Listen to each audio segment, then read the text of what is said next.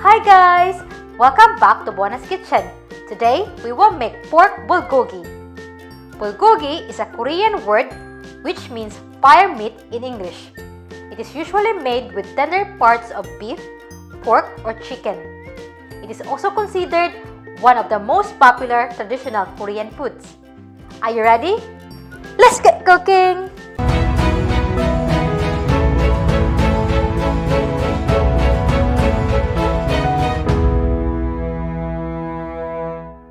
We will need 500 grams of pork belly, thinly sliced, 4 stalks of spring onion cut into about 2 inches long, 1 large onion chopped, 3 tablespoons of soy sauce, 2 tablespoons of white sugar, 2 tablespoons of mirin, 4 tablespoons of gochugaru, or you can also use regular red chili flakes, 1/4 teaspoon of pepper, 1 tablespoon of vegetable oil, 2 tablespoons of apricot jam, 1 head of garlic minced, 1 piece of green or red chili optional, and 2 tablespoons of fish sauce. You can also check the full list of ingredients in the description below. In a medium bowl, add a gochugaru,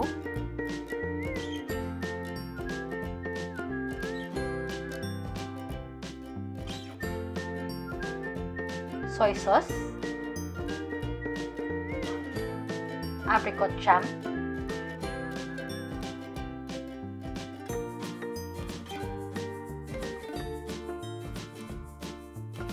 garlic,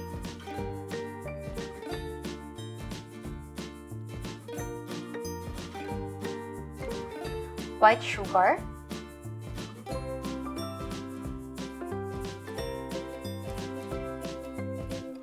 mirin,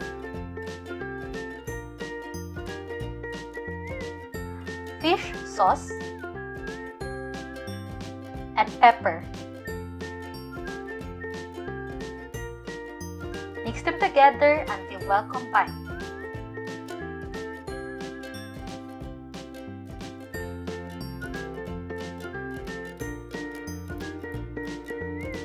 After mixing, let it sit for about 5 minutes.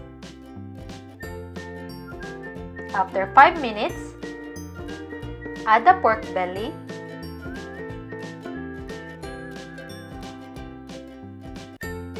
and the onion, and mix them together.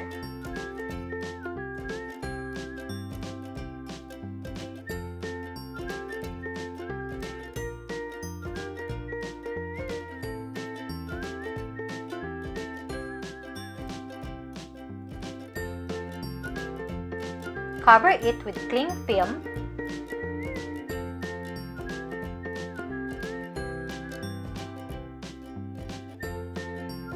and let it chill in the fridge for at least 30 minutes or up to overnight. In a pan over high heat, heat the oil,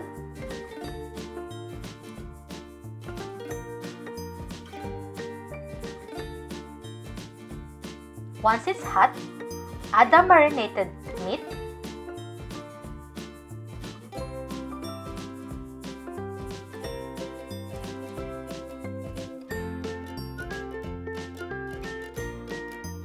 and cook it until pork is fully cooked and onions are softened, about 10 minutes.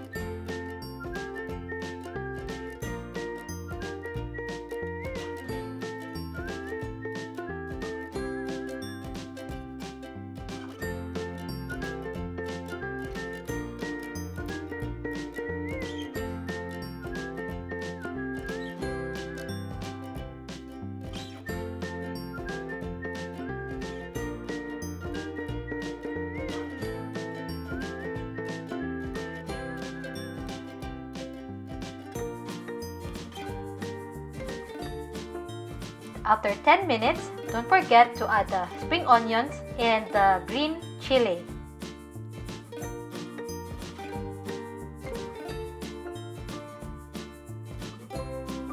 Once cooked, top it with sesame seeds and a bit of sesame oil before serving.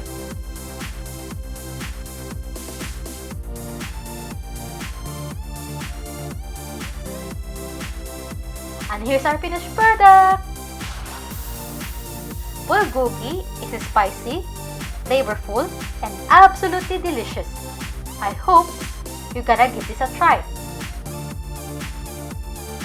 Please don't forget to hit the like, subscribe, and hit the bell. And watch out for the next video for the results of the raffle. Bye!